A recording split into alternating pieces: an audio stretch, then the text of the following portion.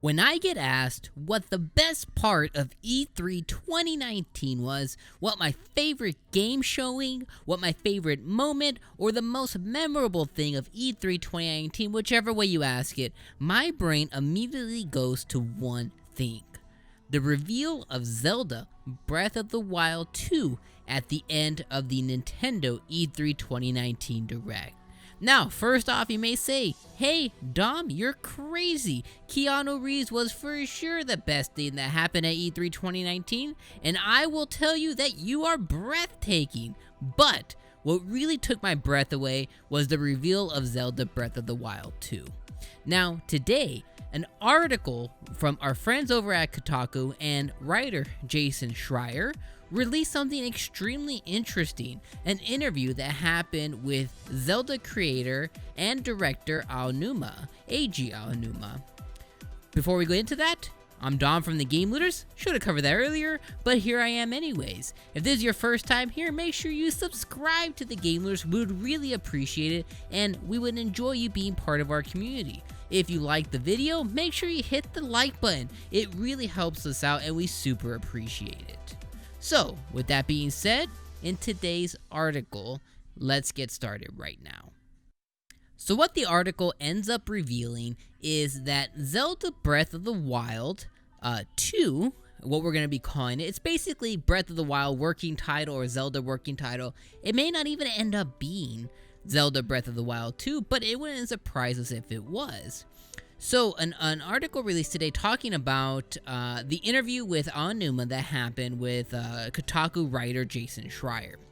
And it revealed that Breath of the Wild 2 was basically DLC, which is a pretty interesting thing to hear. It's like, what? It was DLC. So, we know we got the recent release of the Master Mode, and we got the Ballad of Champions, where it covered, the Champions, prequel story, and all of that, and it looks like they were working on something even bigger. So instead of giving us an addition to what they already added, they basically just said, hey, there's no more DLC coming, but the whole time they were working on this. We could presume they've been working on it now for maybe roughly about 2 years, maybe even 3, because we know Zelda's been completed for a while, and we can assume that the DLC that we did end up getting was also kind of pre-production or pre-release. I would say pre-release to that March release date that Zelda came out on. So this has been in production for quite a while, and we came to find during the interview that the DLC was so, I guess I'm going to use the word plentiful, that they, instead of going the route of actually dropping DLC for Breath of the Wild, I guess they had too much story to tell during this game that they were making, during this edition that they were making, that they ended up just deciding to say, hey, how about we just make this a full-fledged sequel? And what's crazy, guys, is this game may be closer, like a lot closer than we think. Today I put out a tweet, and in the tweet I said, hey, it's crazy to think that we live in a world that we may get Zelda Breath of the Wild 2, a sequel to one of the best games of this decade, probably this generation, so soon, and the fact that we're going to probably see it even before Metroid Prime 4. So with all of that in mind, let's go ahead and move into the actual article. And I want to kind of cover a few different quotes about the specific questions that Aonuma was asked by writer Jason Schreier. One of the questions that he asked during this interview was, what made you and your team decide to make a sequel of Breath of the Wild as opposed to the new Zelda game, which we were talking about right now? Aonuma ended up answering. He said, when we released the DLC for Breath of the Wild, we realized that this is a great way to add more elements to the same world. But when it comes down to technical things, DLC is pretty much data. Yeah, I completely agree. I think it is too, right? It's additional data to the game that was already either in works or, could have been added at the time of release, right? I agree with that. You're adding data to a pre-existing title. And so, when we wanted to add bigger changes, DLC is not enough. And that's why we thought, well, maybe a sequel would be a good fit. So, before we continue on, I really want to dig into that quote. He's saying that, DLC is pretty much data, which I think we can pretty much all agree on, that it's data that if a game was a puzzle, right, the DLC would basically be a piece of the puzzle that directly fits into the bigger picture, which I think we can all agree with that. And maybe when, their idea is too large, right, then that puzzle piece becomes a different shape, so it no longer fits within the picture. So I definitely do agree with that, especially that sentiment. And I'm actually really, really glad.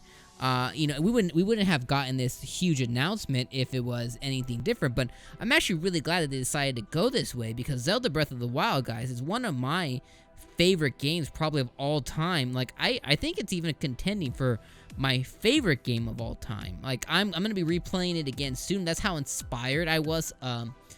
From the Direct and from E3, being at E3, being in that booth, playing Link's Awakening. I really want to play and dig into Breath of the Wild again. I completed everything, but I really want to go back to it again because it's just such a great experience.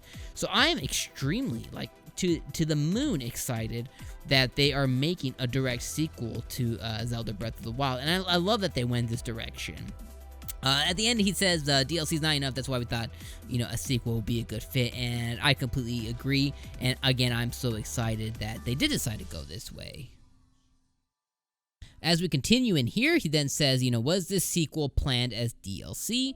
Aonuma responds with, initially we were thinking of just DLC ideas, but then we had a lot of ideas and we said, this is too many ideas. Let's just make one new game and start from scratch. And what's really cool too is instead of being constricted to the existing world that they set in Breath of the Wild here, they can still have it exist in the same world, but the timelines was interesting. They can do so many different things with the timeline from where Breath of the Wild left off, but still living and breathing in that same world, as opposed to it being a continuation of the same game. For example, if they went with the DLC, right, the timeline would have stayed the same, but the DLC would have just been in addition to, so kind of continuing from where they left off forward. Now, as this being a brand new game, they continue in this same world, but then what's really cool is what they can do is they can say, okay, 5 years later, right, him and Zelda, Link and Zelda decide to go and explore, and they find this cave, yada yada, and that's where it can kind of pick up, and they can start putting the puzzle pieces of what they showed us together. They had a ton of cool things too. We can assume that the ominous character we're finally going to see Ganondorf from probably maybe one of his previous adventures, like Ocarina of Time or something like that, or even like Twilight Princess, which is really cool because then what they can do is they can take a whole different approach to the game, and the mood that they try to set within the game world can be just really, really interesting. So as a Zelda fan, of a series fan, I'm just so excited to see on what Nintendo is doing with this direct sequel of a game that we all completely adore and truly just want more of. I'm also very interested to see if they give us something like co-op, or if they make Princess Zelda just a playable character within the game, or what would be even really just super cool is much like other games of different series, like Uncharted, or even like some Call of Duty games. You're like, what, Dom, why are you talking about Call of Duty game within this? Is you have the main character that you play as the whole time, but then they give you this little drop-in storylines. Like maybe they recall something in Zelda, and then we pick up as her, and we do this weird puzzly mission or something. There's just so many different things that they can honestly do here.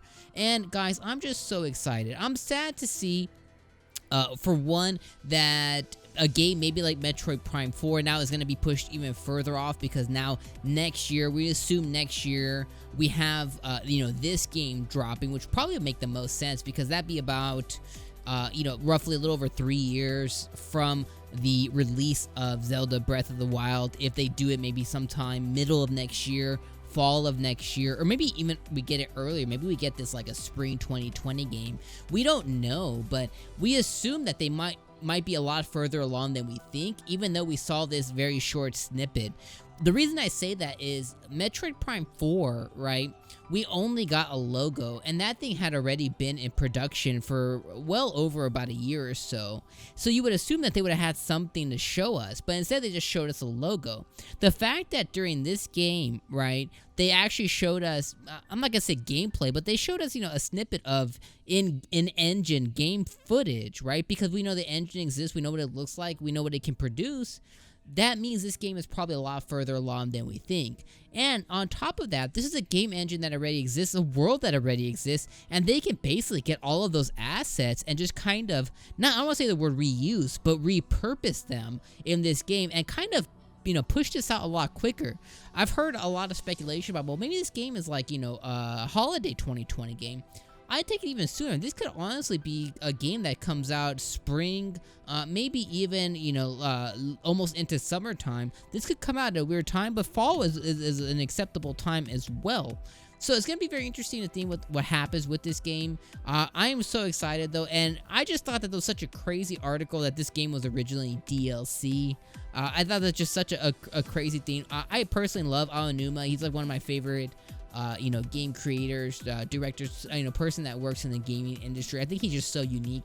I really enjoyed, if you guys didn't check it out, watch the Treehouse. He played Link's Awakening during the Treehouse. He's just such a eccentric person, and I really enjoy watching, when he interacts with the Treehouse people, with, people interviewing him, things like that. Very charismatic guy. Before we end the video here, I did want to talk, since I did mention Link's Awakening. The last thing I just want to touch on, what's crazy is about Breath of the Wild 2, is Aonuma's team is directly working on this game. During his interview, he actually said, during the interview with Schreier, that the Link's Awakening remake is actually not being made by him directly. Instead, it's actually being made by Grezzo. This is a developer of Ocarina of Time and the Majora's Mask remake. They're actually the ones heading this up. That's probably why there's not like a lot of changes within the story, the puzzles, the things. Mostly, if you remember the game, you can probably get through this one pretty easy. And that actually makes a lot of sense, since his team seems to be completely focusing on Breath of the Wild 2. Last thing I'll leave off on here, this promises the very last thing. He did ask him about the lack of button remapping in Breath of the Wild. I'll just very sum up. Schreier basically asked him that, it can be difficult for people who are disabled to play Breath of the Wild, and Aonuma didn't really comment. He just said that's something that they'll keep in mind. So that really gives me a lot of promise within the sequel to basically be able to remap the buttons, because it's such an awkward setup anyways. It just, you have the Y, the A, or the B and the A kind of, they're basically backwards, and that's just always been kind of odd. So that has been Zelda Breath of the Wild 2. It was originally DLC, so this is Zelda Breath of the Wild DLC that we're getting as a sequel. Tell me what you guys thought about the article down in the comments below. I would love to hear your guys' thoughts. This has been Dom from the Game Looters, and love you for stopping by, and I'll see you on the next one.